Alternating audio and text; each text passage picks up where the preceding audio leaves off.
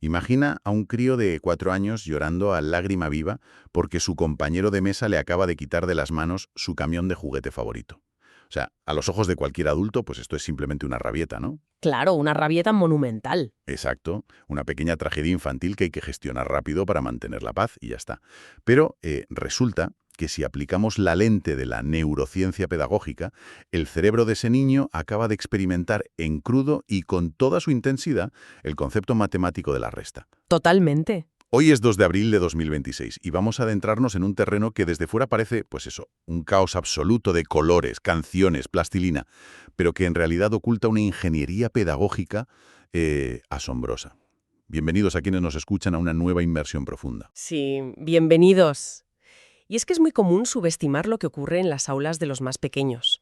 O sea, vemos las manualidades, escuchamos los cuentos y asumimos que el objetivo principal es simplemente mantener a los niños entretenidos y seguros. Ya, la típica idea de la guardería como un aparcamiento de niños, digamos. Eso es, un aparcamiento. Sin embargo, el análisis a fondo que vamos a realizar hoy demuestra que estamos ante una maquinaria milimétricamente diseñada. Te aseguro que nada de lo que ocurre en ese entorno, por muy lúdico que parezca, se deja al azar. Es fascinante. Y bueno, para desgranar todo esto, tenemos sobre la mesa un material interesantísimo. Se trata de una presentación académica elaborada en la Facultad de Derecho y Ciencias Sociales de la Universidad de los Andes, la UNANDES. Un documento clave. Sí, un documento elaborado por el licenciado Douglas Paredes L. Y todo el material gira en torno a la educación inicial y parvularia. Nuestra misión en el análisis de hoy es destripar ese proceso. Eso es. Queremos encontrar esas tuercas y esos engranajes invisibles que transforman lo que parece un simple juego infantil en los cimientos estructurales de la cognición humana. Porque yo la verdad me he quedado pasmado viendo la ciencia que hay detrás. Y yo estoy fascinada también porque es un viaje que merece muchísimo la pena. O sea, nos obliga a cambiar completamente el paradigma mental que tenemos.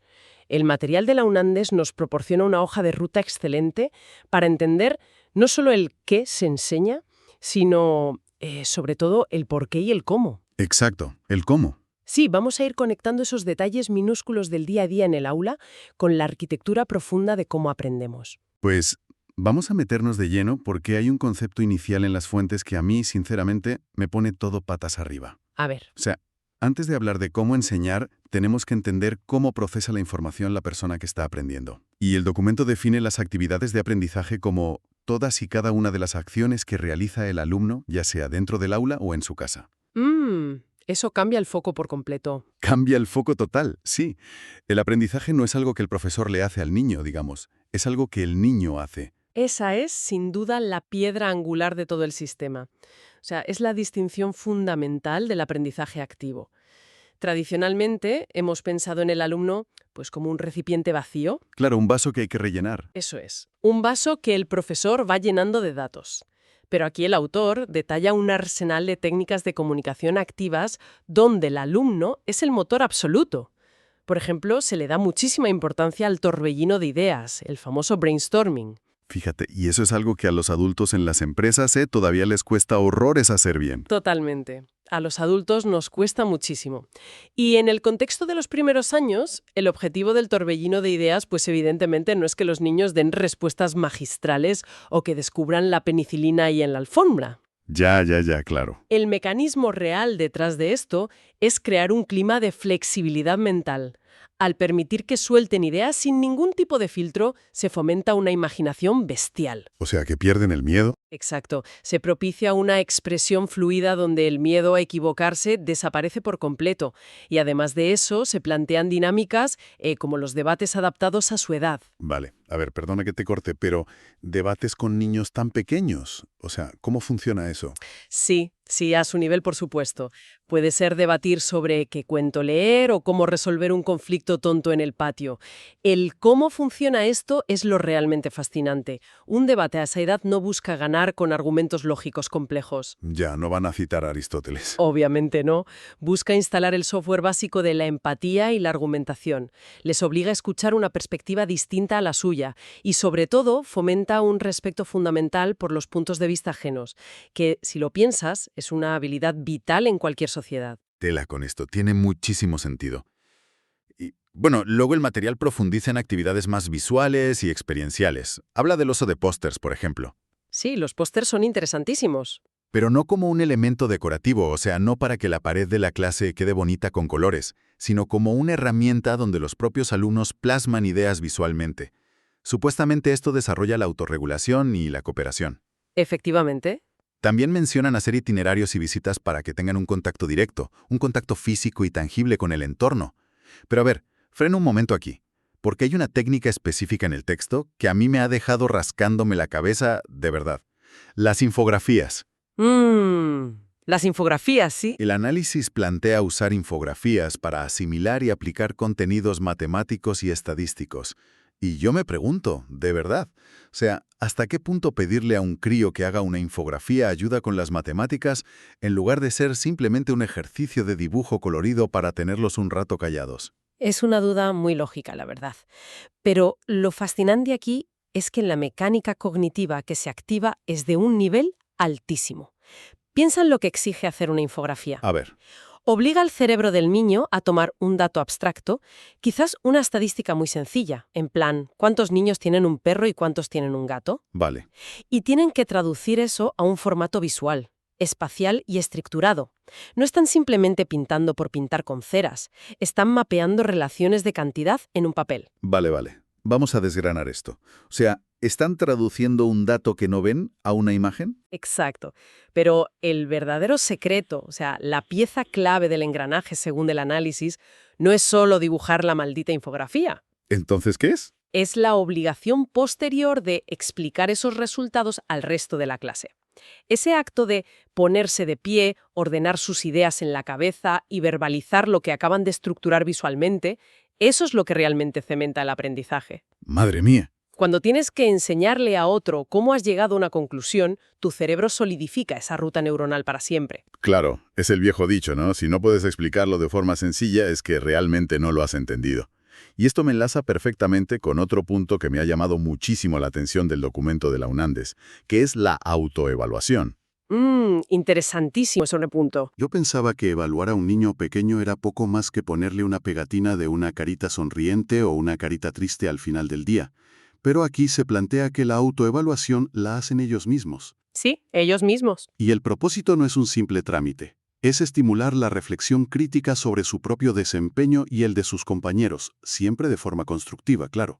Es que introducir la autoevaluación a edades tan tempranas es básicamente despertar la metacognición. La metacognición. Sí, la metacognición es literalmente pensar sobre cómo pensamos. Cuando a un niño se le pide que evalúe cómo ha trabajado, deja de ser un sujeto pasivo que simplemente espera el veredicto o la pegatina del profesor. Se vuelve activo. Exacto, se convierte en un agente consciente que analiza, en plan, oye, ¿qué hice bien hoy? ¿Por qué me frustré tanto con este rompecabezas? ¿Cómo puedo hacerlo mejor mañana?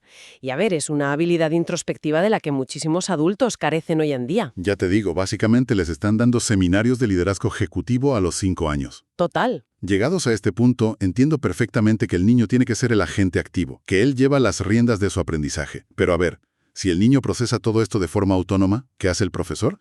O sea, ¿cómo evita que el aula se convierta en un caos absoluto dominado por 30 pequeños ejecutivos debatiendo sobre sus infografías? Claro, ahí está el truco. Aquí es donde pasamos a lo que el material llama las actividades de enseñanza, que son los procedimientos estratégicos y por lo visto elegidos con pinzas para que la experiencia en el aula sea, y cito textualmente, memorable. Y te digo una cosa, el nivel de detalle estratégico de estas actividades es de cirujano.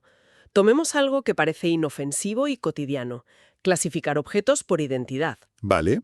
El material detalla el uso de papeletas o pompones para que los niños identifiquen y clasifiquen colores.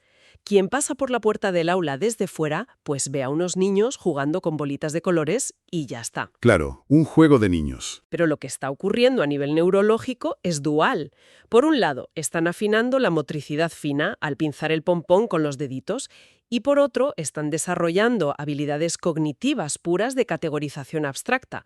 Están aprendiendo que los objetos del mundo físico se pueden agrupar por atributos invisibles como el color. O sea, pompones como pesas de gimnasio para el cerebro. Totalmente. Y fíjate en el enfoque de la lectura. Según el texto, no le sientan delante de un libro denso a memorizar el abecedario de golpe. Abordan la fonética haciendo que comprendan que cada letra es en realidad una representación gráfica de un sonido único. Eso es fundamental. Pero lo que de verdad me ha dejado pensando horas es el desarrollo de la escritura. Según el análisis, aprender a escribir no es coger un lápiz y hacer caligrafía en un cuaderno pautado de esos de 2 líneas. No, para nada. Implica remarcar formas, interactuar con pizarras digitales y, atención a esto, usar tijeras para recortar letras y números. A ver si lo entiendo. ¿Qué tiene que ver recortar un trozo de papel con escribir una redacción? Pues lo tiene que ver absolutamente todo, y es un ejemplo perfecto de cómo funciona la psicomotricidad a esas edades. Piénsalo un segundo. Dime. Coger unas tijeras implica disociar el movimiento de la mano. Tienes que usar el pulgar y el índice en un agarre de pinza súper específico. Vale, el agarre, sí. Y estás oponiendo fuerza a la resistencia física que te ofrece el papel al cortar.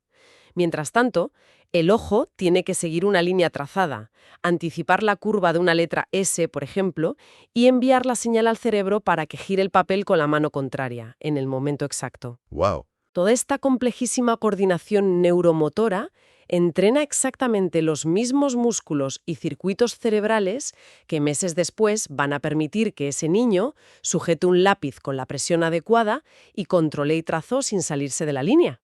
Me dejas de piedra. O sea, no están haciendo manualidades por pasar el rato. ¿Qué va? Están esculpiendo la musculatura necesaria para la caligrafía. ¡Qué barbaridad! Nunca lo había visto así. Y siguiendo con esa, digamos, traducción de lo físico a lo abstracto, llegamos a las matemáticas en contexto. El material insiste muchísimo en aprovechar situaciones reales y tangibles. Sí, sacar los números de la pizarra. Exacto. Sumar agrupando a sus propios compañeros. Multiplicar agrupando lápices de colores. Dividir repartiendo galletas o trozos de algo, donde el sentido innato de la justicia infantil hace que la división tenga que ser matemáticamente exacta o hay un drama. Ya te digo. Y volvemos al ejemplo del principio. Restar quitando juguetes. Te quitan el camión y sufres. Es que si conectamos esto con el panorama general, la brillantez de este método es que saca a las matemáticas de la dictadura del papel, como decíamos. Un número impreso en 2 dimensiones no significa absolutamente nada para un cerebro en desarrollo. Es un garabato. Exacto. Al restar quitando juguetes, las matemáticas se convierten en la física de su día a día. Comprenden el concepto abstracto de la resta a través del impacto emocional y físico de la ausencia del objeto. ¡Qué fuerte! La matemática deja de ser un dogma que tienen que memorizar y pasa a ser una ley natural que pueden experimentar en sus propias carnes. La matemática como ley natural, me gusta un montón esa frase. Y esta conexión con la realidad no se queda solo en números por lo que veo, también abarca la música y la naturaleza. Recomiendan usar instrumentos o juguetes que graben y reproduzcan sonidos, pues para fomentar la coordinación auditivo-motora. Muy importante. Pero mi parte favorita de todo este segmento es una actividad que parece sacada de otra época, la verdad. Plantar un jardín. ¡Ah, el jardín! Sí, la rutina de abonar la tierra, sembrar la semilla, limpiar las malas hierbas y regar diariamente. Es que es como un juego de simulación en cámara lenta del mundo real, ¿verdad? Es probablemente la analogía más potente que podemos usar hoy. Vivimos en una era donde un niño aprieta un botón en una pantalla de una tablet y obtiene colores y sonidos al instante. Todo inmediato. Sí, su cerebro se acostumbra rapidísimo a la gratificación inmediata. Pero plantar un jardín rompe ese circuito de raíz. El lunes abonas, el martes siembras, el miércoles riegas, el jueves miras la tierra y oye, no ha pasado absolutamente nada. Y se frustran. Claro, enfrentarse a los ritmos inflexibles de la biología es un choque cognitivo súper necesario para ellos. Ahí aprenden lo que ninguna pantalla les va a dar jamás, la paciencia absoluta. Y la observación paciente del crecimiento, y sobre todo, una responsabilidad ineludible. Porque si no riegan su planta... Si no la riegan, se muere, fin de la historia. Interiorizan la ley de causa y efecto a largo plazo. Vale. Viendo todas estas actividades tan físicas y emocionales, me surge una duda enorme sobre la pura logística del aula. O sea, tienes a 30 críos experimentando con matemáticas emocionales, recortando formas para ganar fuerza y plantando semillas. ¿Cómo demonios se comunica físicamente el docente para orquestar todo esto y no perder su atención a los 5 minutos? Es un reto gigante. Porque el análisis pone sobre la mesa 2 conceptos que parecen antagónicos. Por un lado, la exposición oral y por otro, la narración. Y a ver, entiendo por qué dicen que la exposición oral tradicional es un fracaso aquí. Claro, es que depende demasiado de que el crío tenga la madurez para aguantar un discurso estático. Exacto. Pretender que un niño de infantil mantenga la atención ante un monólogo de datos puros es ir en contra de su propia naturaleza biológica. Por eso, el material posiciona la narración como la herramienta reina en esta etapa. La narración. Sí, pero cuidado, narrar no es solo contar un cuento de princesas con voces graciosas. La narración, pedagógicamente hablando, tiene como objetivo crear y esto es clave, un clima afectivo. Un clima afectivo. Se trata de utilizar la modulación de la voz, el lenguaje corporal, las pausas y el arco de una historia para generar una conexión emocional con el concepto que se está enseñando, porque el cerebro humano recuerda muchísimo mejor aquello que le emociona. El clima afectivo. Me parece un concepto potentísimo, la verdad.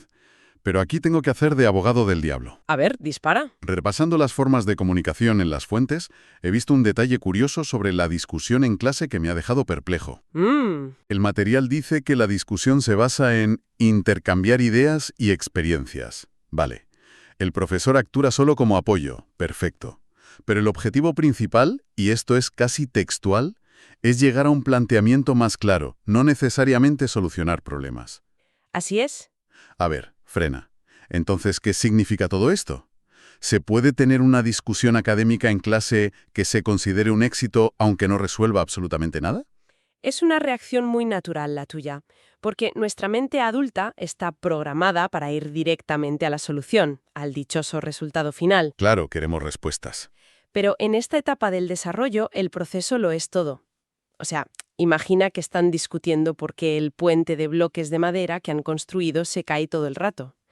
La meta de esa discusión no es que descubran los principios de la ingeniería civil y hagan un puente perfecto al primer intento. Ya no van a diseñar un acueducto. Exacto. El éxito rotundo radica en el proceso de coger sus pensamientos confusos, sus frustraciones, verbalizarlos, escuchar que su compañero también está igual de frustrado y llegar colaborativamente a definir bien la pregunta.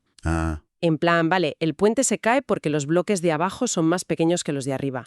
La claridad en el planteamiento del problema es una victoria intelectual gigantesca para ellos. La solución ya vendrá después. Lo vital es haber estructurado el pensamiento. Visto así, tiene todo el sentido del mundo. Es valorar el hecho de caminar juntos en la niebla hasta encontrar el camino, no solo llegar al destino en helicóptero. ¡Qué buena metáfora! Ahora bien, para que esa narración fluya con todo su clima afectivo y para que esas discusiones guiadas no terminen en peleas a sillazos por los bloques de madera, el docente tiene que tener una estructura férrea detrás, ¿no? Completamente. Y aquí es donde entramos en lo que el análisis de la UNANDES llama la materia de estudio, que es básicamente la estructura oculta de todo esto. Sí, es el andamiaje invisible que sostiene toda la magia del aula. Se define como la previsión inteligente y bien calculada de las etapas de trabajo escolar.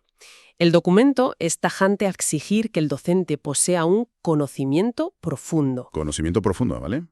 Y esto va muchísimo más allá de haberse leído el temario de infantil por encima.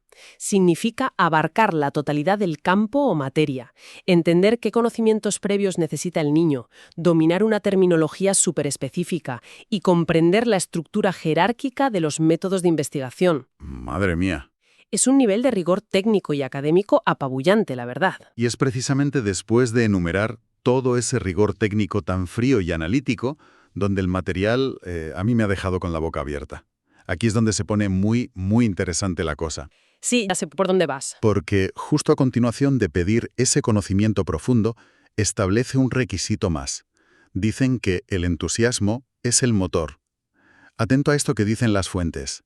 El conocimiento profundo debe suscitar admiración, desafío y fascinación genuina en el profesor. Fascinación, sí. Y rematan diciendo que es dificilísimo, por no decir imposible, ayudar a los estudiantes si no se posee esta, cito, identificación entusiasta con la ciencia enseñada. O sea, me vuela la cabeza. Es increíble. Que un documento formal, académico, universitario, incluya la fascinación y el entusiasmo como un requisito técnico indispensable para enseñar, al mismísimo nivel que conocer la jerarquía del contenido. Es que esto revela una comprensión absoluta de la verdadera neurociencia del aprendizaje. Si lo analizas, la emoción humana es el verdadero vehículo de la pedagogía. Es la onda portadora sobre la que viajan los datos. Claro. Y hay algo fundamental en esto. Los niños son unos detectores de autenticidad implacables. Tienen un radar finísimo para detectar el aburrimiento ajeno. Lo huelen a kilómetros. Tal cual. Si un profesor se sabe de memoria la taxonomía de las plantas, pero mientras explica cómo germina una semilla transmite apatía, toda esa técnica impecable cae en saco roto, rebota contra un muro. Ya, se desconectan. Sin embargo, la fascinación es altamente contagiosa. Cuando el crío ve que a su profesor se le iluminan los ojos de maravilla al explicar por qué un imán atraía un clip, esa emoción valida la curiosidad del niño. Le dice, oye, esto es importante y es emocionante. Vamos, que si el guía de la expedición va arrastrando los pies y mirando el reloj a cada rato, los turistas no van a disfrutar de las vistas por muy espectaculares que sean. Totalmente de acuerdo.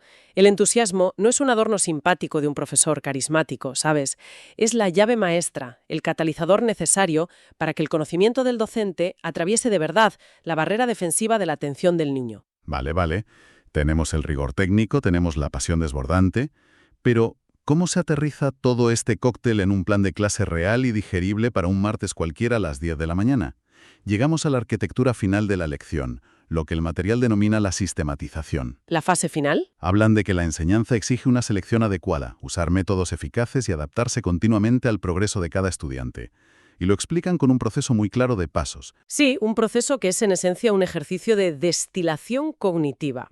El primer paso que exige el método, el paso 1, es una fase expansiva y liberal. ¿En qué sentido? Consiste en escribir absolutamente todos los contenidos posibles. El docente se sienta y vuelca sobre el papel todo lo que sabe y cree que podría enseñar sobre un tema, sin restricciones de ningún tipo. Vale, o sea, tienes un folio lleno de cientos de ideas y conceptos a lo loco. Eso es. ¿Y luego? Porque luego llega el paso 2, que es meter la tijera. Hay que eliminar lo superfluo.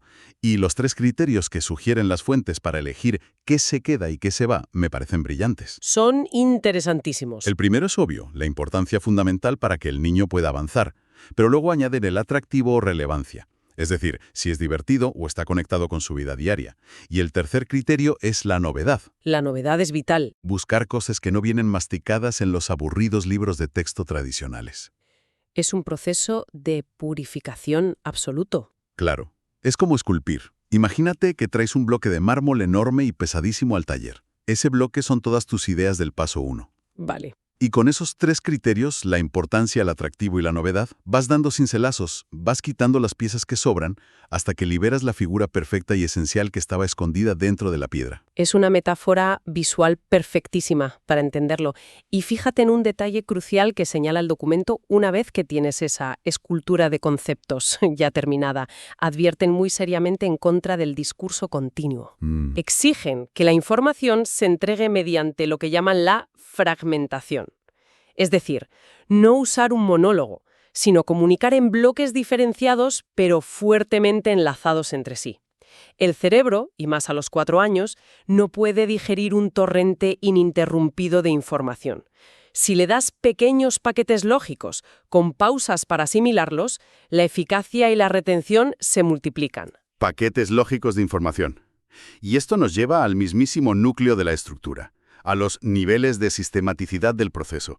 Según las fuentes, todo este conocimiento destilado se organiza en una escalera de abstracción. Así es. Empiezan por la teoría general, de ahí bajan a los conceptos, que ellos definen como el producto del trabajo del pensamiento y la generalización. O sea, te ponen ejemplos como entender la propiedad de un objeto o su magnitud. Vale. Luego suben a las leyes o principios, que son las reglas inamovibles de la ciencia. Y terminan apoyándose en cuadros visuales para explicar el objeto de estudio en su totalidad. El fin último de todo este entramado es que, a partir de una experiencia física de los estudiantes, se generen nuevos conocimientos en la mente. Y si te fijas, esto plantea una pregunta importante y a la vez cierra el círculo perfecto de nuestra inmersión de hoy. Reflexiona sobre esa escalera de sistematización que acabas de contar. A ver. Al principio del todo, hablábamos del crío llorando porque le habían quitado el camión.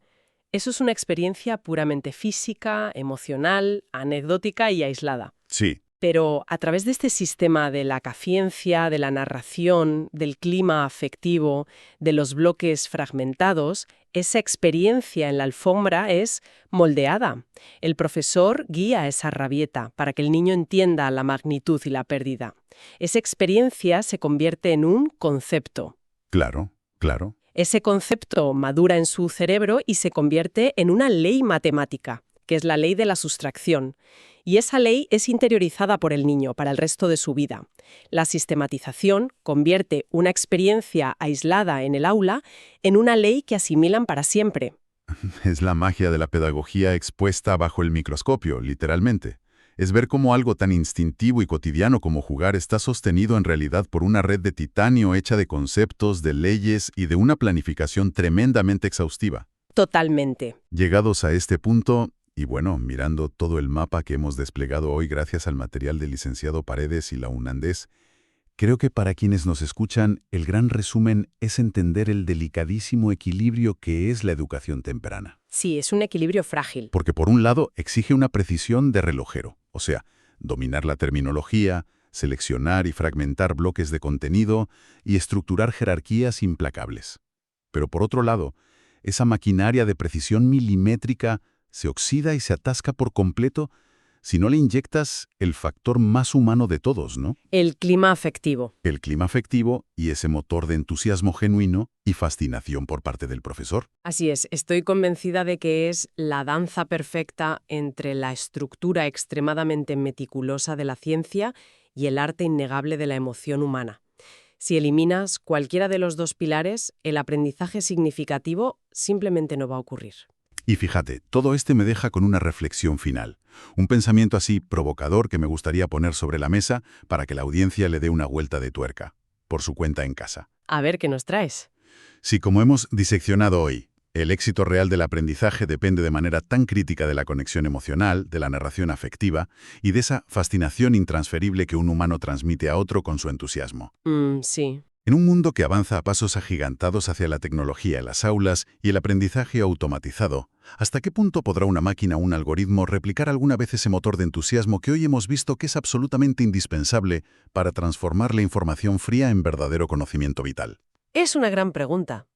¿Podrá una IA sentir fascinación real? Ahí queda eso. Muchísimas gracias a todos por acompañarnos hoy a destripar y comprender un poco mejor las estructuras ocultas de nuestro mundo. Seguid cuestionando lo cotidiano y sobre todo no dejéis de buscar esos momentos de auténtica fascinación en lo que aprendéis cada día. Nos vemos en la próxima inmersión profunda.